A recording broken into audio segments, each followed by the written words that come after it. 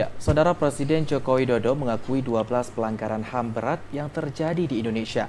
Dan 3 diantaranya adalah kasus pelanggaran HAM berat yang terjadi di Provinsi Aceh. Setelah adanya pengakuan ini, lantas bagaimana tindak lanjut yang harus dilakukan oleh pemerintah, terlebih kepada keluarga korban pelanggaran HAM berat ini? Dan untuk membahasnya lebih lanjut, kita telah hadir bersama dengan anggota Komisi 3, Hukum, Keamanan, dan Hak Asasi Manusia DPR RI, Nasir Jamil. Assalamualaikum Pak Nasir. Waalaikumsalam warahmatullahi wabarakatuh. Ya, terima kasih Pak telah menyempatkan waktunya hadir bersama kami dalam Aceh hari ini. Pak Nasir, di bulan Januari pemerintah telah mengakui adanya pelanggaran HAM berat yang terjadi di Indonesia dan 3 diantaranya adalah di Aceh. Bagaimana menurut Pak Nasir? Ya, pengakuan negara itu kita kasih apresiasi. Lalu negara membentuk Kepres nomor 17 tahun 2022 untuk membentuk tim penyelesaian non-yudisial terkait dengan pelanggaran HAM berat masa lalu. Di satu sisi memang pemerintah seperti kehilangan akal ya. Mungkin supaya tidak disebut putus asa, akhirnya pemerintah itu membentuk tim ya penyelesaian non-yudisial. Meskipun memang para korban atau ahli waris korban bisa menerima ya, tapi mereka juga menginginkan agar pendekatan yudisial itu juga harus dilakukan. Jadi memang kalau kita ingin menyelesaikan pelanggaran HAM berat masa lalu itu harus dilakukan secara komprehensif ya. Nah, salah satu hal yang disebut dengan komprehensif itu adalah harus adanya pengungkapan kebenaran. Jadi pemberian semacam apakah rekonsiliasi ya itu harus diawali dengan mengungkapkan ya kebenaran dan itu menjadi fakta.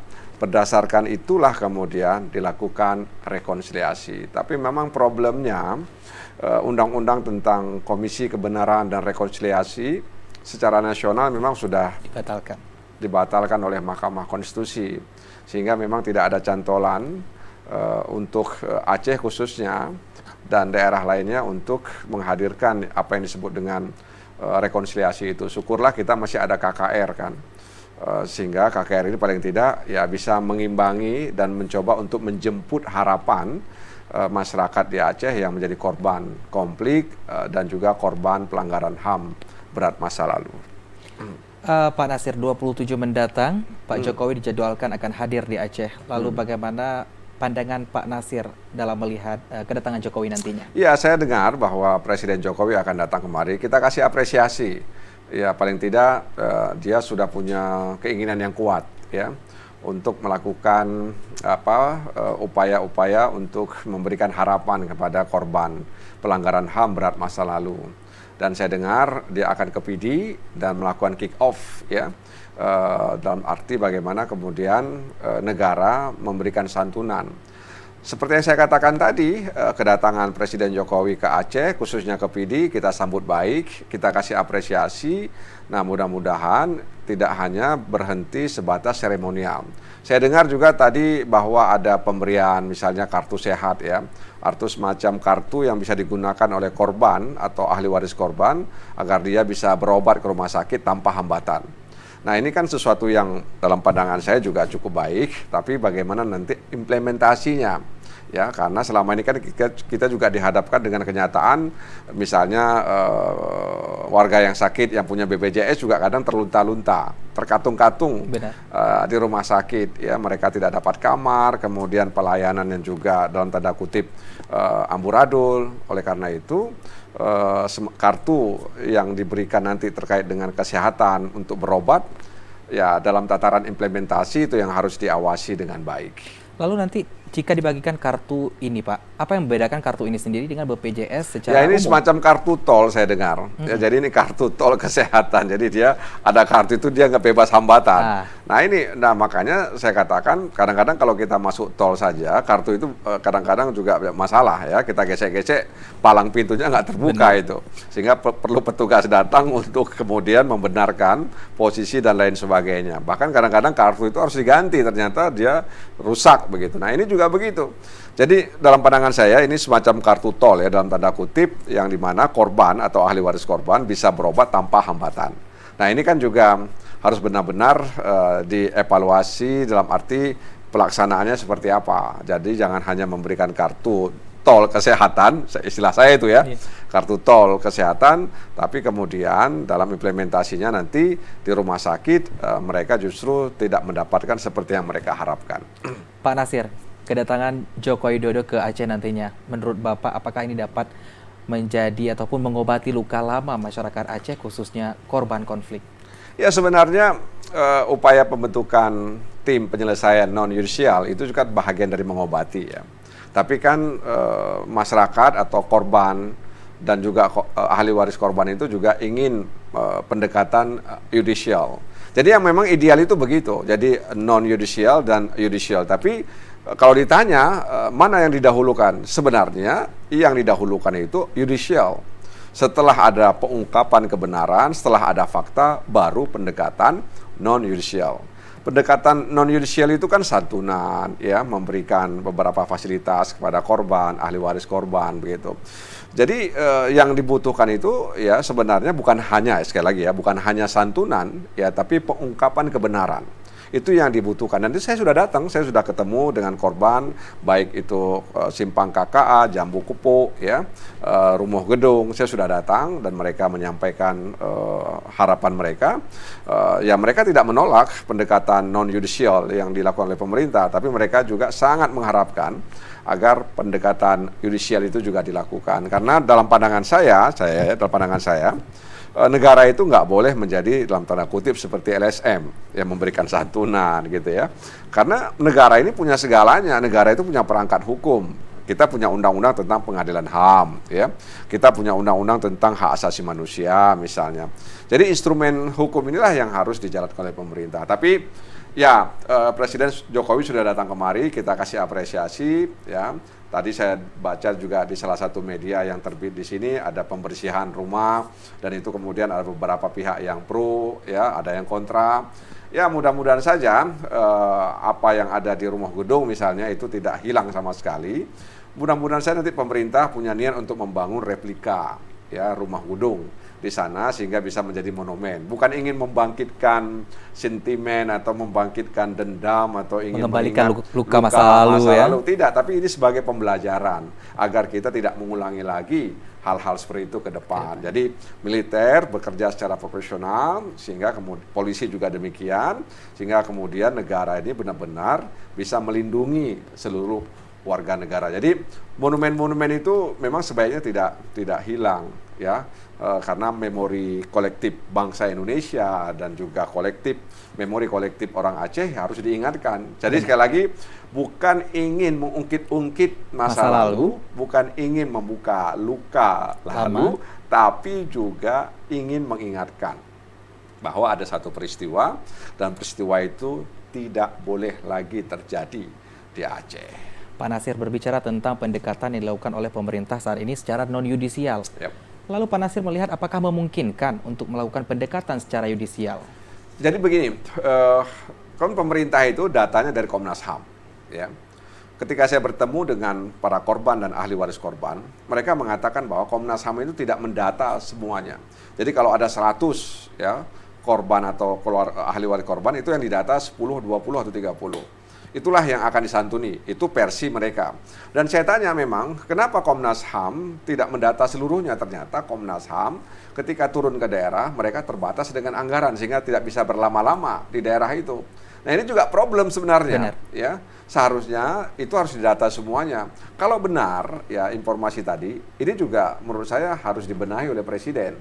Menko Polhukam harus kemudian membenahi ini agar semua korban, ahli waris korban itu mendapatkan hak yang sama. Jangan nanti kemudian ada sebahagian mendapatkan, ada sebahagian yang tidak mendapatkan. Nah ini dalam bahasa Aceh sehari-hari ini juga disebut dengan bungong paki, akan menjadi bungong paki ya. Jadi akan menjadi bibit untuk terjadi perselisihan dan sebagainya. Nah karena itu pemerintah diharapkan bisa memberikan santunan, meskipun sekali lagi saya katakan bahwa korban dan ahli waris korban menginginkan juga pendekatan yudisial. Tapi ya sudahlah, Presiden Jokowi di masa kepemimpinannya dari akhir jabatan sebagai presiden barangkali ingin meninggalkan legacy yang baik ya terkait dengan pelanggaran HAM berat masa lalu.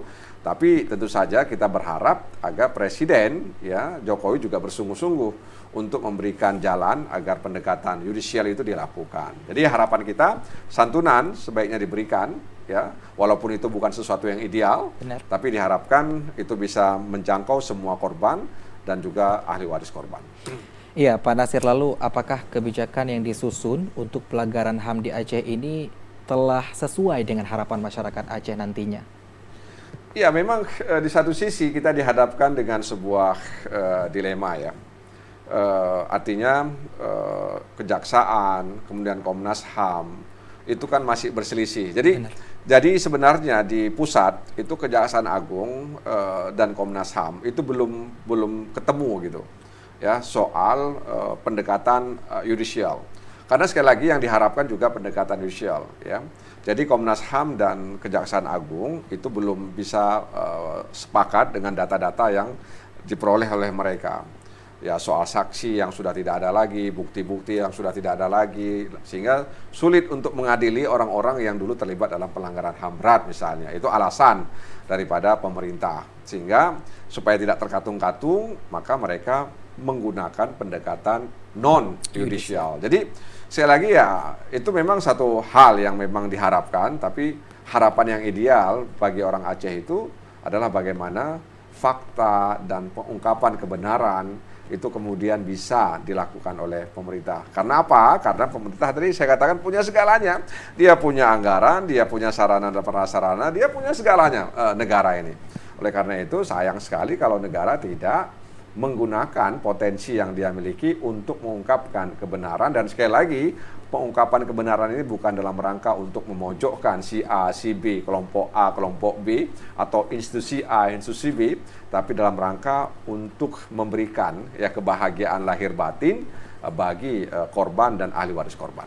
Berarti Pak Nasir percaya bahwa pendekatan secara yudisial dapat memulihkan ataupun mengobati luka lama bagi para ya, korban konflik. memang idealnya begitu. Ya. Jadi pendekatan non yudisial itu setelah pendekatan yudisial. Tapi tadi karena pemerintah kewalahan katanya untuk mencari bukti, menemukan saksi karena peristiwa ini sudah lama.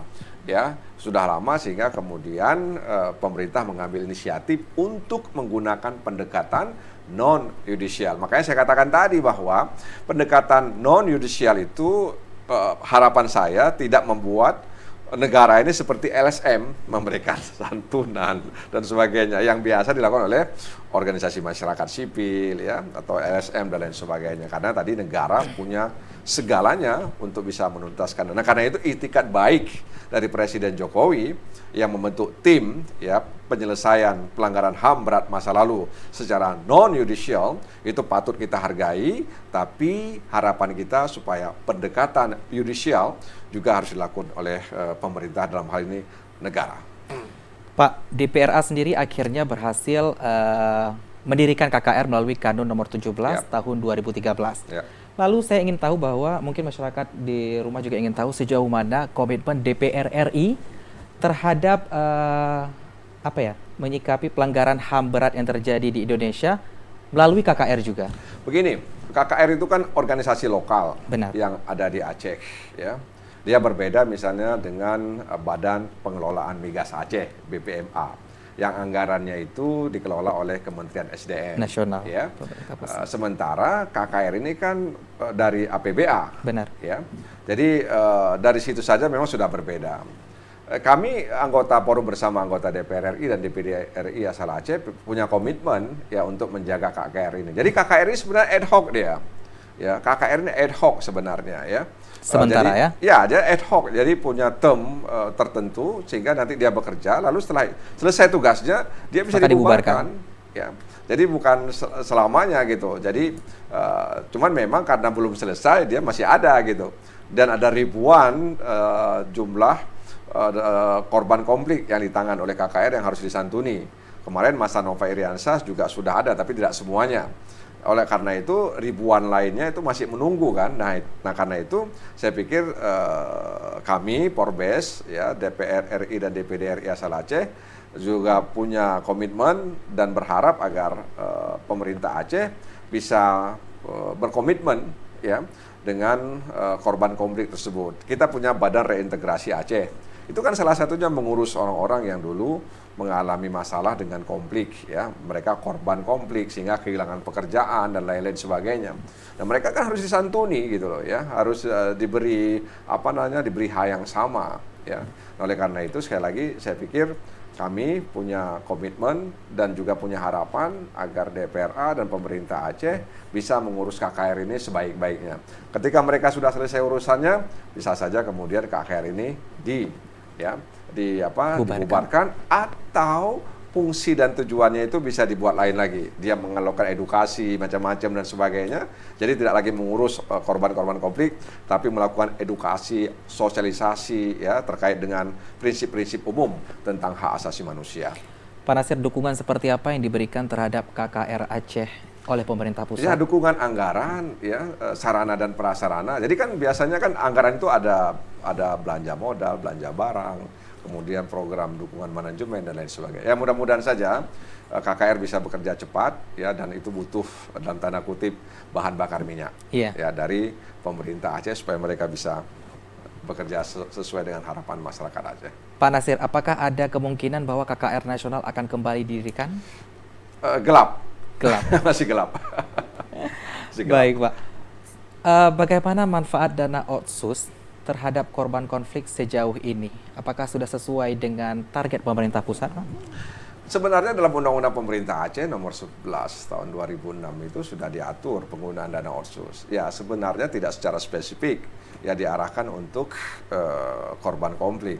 Tapi secara limitatif itu kita atur ya penggunaan dana otsus, ya ujung-ujungnya juga ingin mensejahterakan masyarakat.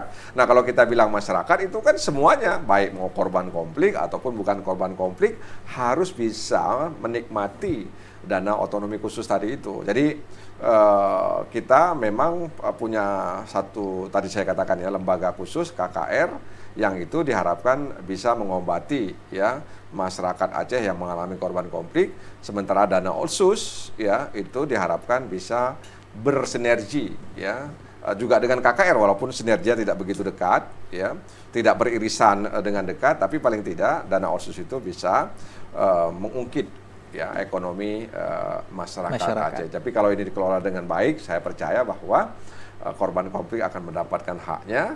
Ya, kemudian dana otsus itu akan bisa mengeluarkan Aceh dari daftar daerah yang miskin. Gitu. Pak Nasir, mungkin yang terakhir, harapan Bapak sendiri melalui pengakuan pelanggaran HAM berat ini, apa Pak yang harusnya dicapai ke depannya? Ya, harapan saya kalau memang pemerintah sekarang ini melakukan pendekatan non-judicial, lakukanlah dengan baik, jangkau semuanya, ya, jangan sepotong-sepotong, ya. Sehingga kemudian mereka bisa merasa nyaman. Mereka merasa bahwa pemerintah negara ini hadir dan punya etikat baik untuk menolong mereka. Yang kedua, harapan saya mudah-mudahan pendekatan yudisial itu juga harus dilakukan. Jadi ini bukan sesuatu yang misalnya harus ngotot, bukan. Jadi kalau misalnya orang dengar, kok Pak Nasir ngotot banget ya soal ini. Bukan, ini soal pengungkapan kebenaran, ini soal fakta. Idealnya di mana-mana rumusnya itu adalah judicial dulu, baru non-judicial. Tapi kita mengambil langkah yang non-judicial. Oke lah, tidak masalah.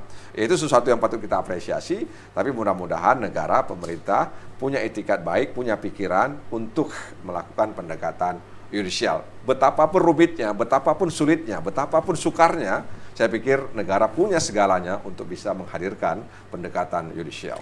Ya, baik. Terima kasih Pak Nasir telah bergabung bersama kami dalam Aceh hari ini. Dan saudara, informasi penting dan menarik lainnya akan kembali kami hadirkan usai jeda berikut.